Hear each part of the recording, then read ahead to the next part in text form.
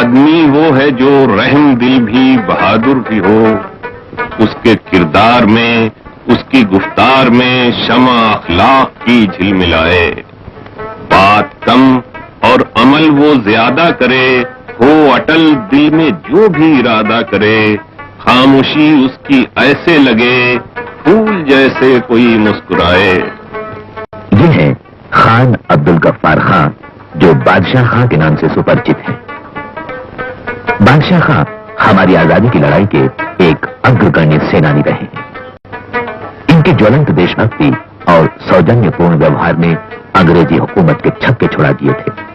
गांधी जी के ये निष्ठावान अनुयायी सत्य अहिंसा के आदर्श उपासक रहे। गांधी जी उन्हें देवता पुरुष कहते, देशवासी उन्हें सीमांत गांधी के नाम से जानते और उनके अपने पख्तून लोग उन्हें अपना बादशाह मानकर बादशाह खां के नाम से पुकारते हैं। अंग्रेजी हुकूमत के जुल्म और अत्याचारों से जीवन भर जूझते रहे बादशाह खां आज भी किसी तरह के अन्याय के आगे झुकने को तैयार नहीं है। ये पाकिस्तान जो है ये तो मुल्क का नाम है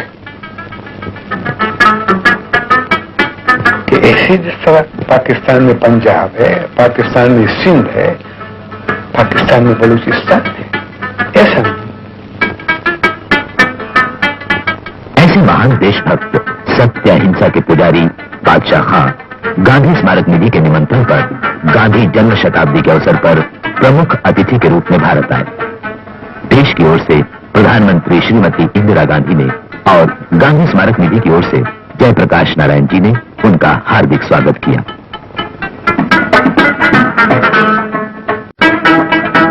स्वागत के उत्तर में बादशाह खां ने कहा, मैं यहां जो आया हूं इस गर्व के लिए आया हूं कि आपको महात्मा गांधी ने जो सबक दिया था उसकी याद दिलाने के लिए आया हूं।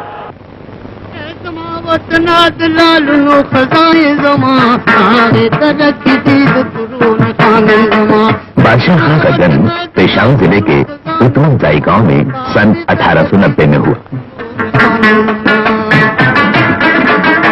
उनकी प्रारंभिक शिक्षा गांव में ही हुई। तब वे पेशावर के म्यूनिसिपल हाई स्कूल में दाखिल हुए। इसके बाद वे Edward Church Mission High School में उच्च शिक्षा के लिए गए। इस समय बर्नी काका नाम का एक नौकर उनके साथ था। आर्यों का खून जिनकी रगों में प्रवाहित है, ऐसी ये पठान या पख्तून जमात बड़ी बहादुर और लड़ाकू कौम है। इन लोगों को फौज का बड़ा आकर्षण रहता है।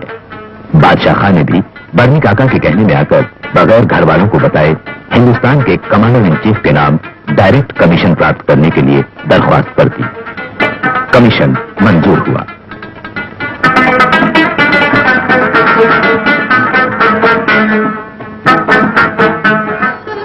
मगर इस बीच वे अपने एक फौजी अफसर दोस्त से मिलने गए। उस समय एक अंग्रेज अफसर ने उस दोस्त की बड़ी बेइज्जती की। इससे बादशाह खां को फौजी नौकरी से नफरत हो गई। बादशाह खां के बड़े भाई थे खान साहब। वे इंग्लैंड में डॉक्टरी पढ़ रहे थे। बादशाह खां ने उनसे कह सुनकर इस नौकरी से पीछा छुड़ाया। इसके बाद उन्होंने नौकरी का ख्याल छोड़ दिया और वे देश और देशवासियों की सेवा में जुट गए। मगर मुठभेड़ शक्तिशाली साम्राज्यवादी अंग्रेजी हुकूमत से थी। बादशाह खां ने उससे लोहा लेने का निश्चय किया। इसके लिए उन्होंने सन 1929 में अपने बहादुर लोगों का एक संगठन स्थापित किया, खुदाई खिदमतगार। स्वयं सेवकों का यह दल सत्य और अहिंसा के मार्ग का अनुसरण करता और आजादी की लड़ाई में अग्रसर रहता। उनके हथियार थे असहयोग और सविनय अवज्ञा आंदोलन। इससे अंग्रेजी हुकूमत बौखला उठी और इन खुदाई खिदमतगारों को कुचल डालने पर कटिबद्ध हो गई। ऐसी शक्तिशाली सरकार से टक्कर लेना आसान काम नहीं था। इसलिए खुदाई खिदमतगार सहयोग मांगने मुस्लिम लीग के पास गए, मगर मुस्लिम लीग ने किसी भी तरह का सहयोग देने से इनकार कर दिया। तब बादशाह खां ने मदद के लिए कांग्रेस की ओर हाथ बढ़ाया, क्योंकि कांग्रेस भी आजादी के लिए ही अंग्रेजों से लोहा ले रही थी। उनके पास गए, उन्होंने कहा अगर तुम्हारा मकसद भी मुल्क को आजाद करना है, हमारा मकसद भी है, और दुश्मन तुम्हारा भी अंग्रेज है, हमारा भी है, तुम भी गुलाम, हम भी गुलाम। इस प्रकार बादशाह खां अपने अनुयायियों के साथ आजादी की लड़ाई में कांग्रेस के साथ कंधे से कंधा लगाकर कूद पड़े। सन 1928 में हुई कलकत्ता कांग्रेस में जब गांधी जी तकरीर कर रहे थे, तब स्वयं को क्रांतिकारी कहलाने वाले एक नौजवान ने खड़े होकर गांधी जी से कहा, Gandhi ji, you are coward, आप कायर हैं। ये सुनते ही बादशाह खां सत्ते में आ गए, मगर गांधी जी ने इस पर कोई प्रतिक्रिया व्यक्त नहीं की, वे केवल हंसते रहे। अपने विरोधी के साथ गांधी जी का ऐसा सौजन्यपूर्ण व्यवहार देखकर बादशाह खां बड़े प्रभावित हुए और वे गांधी जी के अधिक निकट आ गए। गांधी जी के बताए हुए सत्य अहिंसा के मार्ग पर अपनी बहादुर जमात को ले जाने वाले बादशाह खां देश में सीमांत गांधी के नाम से जाने गए। बादशाह खां का संपूर्ण जीवन अंग्रेजी शासन के जुल्म, ज्यादती, अन्याय, अत्याचारों का मुकाबला करने में बीता। भीषण जेल यातनाएं उन्हें सहनी पड़ी, मगर अहिंसा का ये पुजारी सच्चे सत्याग्रही की तरह उन्हें सहता रहा, उनके आगे झुका नहीं।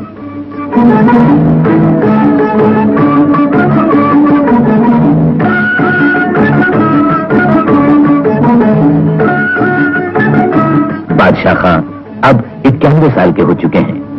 इनमें से उनके अनेक महत्वपूर्ण वर्ष जेल में बीते।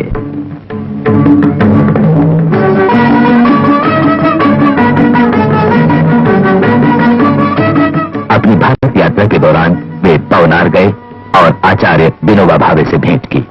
तो मैं आपको कहता हूँ कि हिंदुस्तान के लोग जो हैं, गरीब लोग खुसूसन जो हैं, वो तो बहुत अच्छे लोग हैं, लेकिन उनको समझाने वाला कोई नहीं। उन्हीं दिनों अहमदाबाद में हुए सांप्रदायिक दंगे की खबर सुनकर वे अस्वस्थ हो उठे। पीड़ित अंतःकरण से उन्होंने कहा, मजहब के नाम पर आप देखें लोगों को मारते हैं, उनके घरों को लूटते हैं और उनके घरों को जलाते हैं। ये खुदा का मजहब नहीं। खुदा का मजहब जो है वो मोहब्बत है, और मजहब हमेशा दुनिया में इंसानियत के लिए आता है। इसी यात्रा के समय उन्हें 1967 का Jawaharlal Nehru memorial award for international understanding महामहिम राष्ट्रपति गिरी के कर कमलों द्वारा प्रदान किया गया। उस समय महामहिम राष्ट्रपति ने कहा, वास्तव में ये हमारे लिए परम प्रसन्नता और गौरव की बात है कि हम खां अब्दुल गफ्फार खां को सन 1967 का जवाहरलाल नेहरू अंतर्राष्ट्रीय सद्भाव पुरस्कार प्रदान कर रहे हैं। हमें ये अत्यंत समयोचित लगता है कि गांधी जन्म शताब्दी वर्ष में ये पुरस्कार उस व्यक्ति को दिया जा रहा है जिसके जीवन और कार्य में महात्मा जी का विश्ववाद तथा सत्य शांति की खोज सच्चे अर्थों में प्रतिबिंबित है। उसी अवसर पर दिल्ली के रामलीला मैदान पर उनका नागरिक सम्मान किया गया। उस सम्मान का उत्तर देते हुए बादशाह खां ने कहा, ये है कि ये जो कश्मकश है, इसके लिए अगर इस मुल्क में दयानतदार और ईमानदार और बेगरज लोग वो पैदा हो जाए और वो एक अज़म और एक इरादा लेकर गांव-गांव, शहरों जाएं और वहां पर लोग जो हैं उनको समझाएं। ये तमाम चीजें जो हैं उनके समझाने से मिल सकती हैं। सर्व की तरह बारोब हो, दूसरों की मदद के लिए यूं झुके जैसे फल से लदी शाख गर्दन झुकाए। जिसका सीना हर एक के लिए अच्छे अच्छे ख्यालों से लबरेज हो, हैं उसी के मुकद्दर में खुशियां तमाम।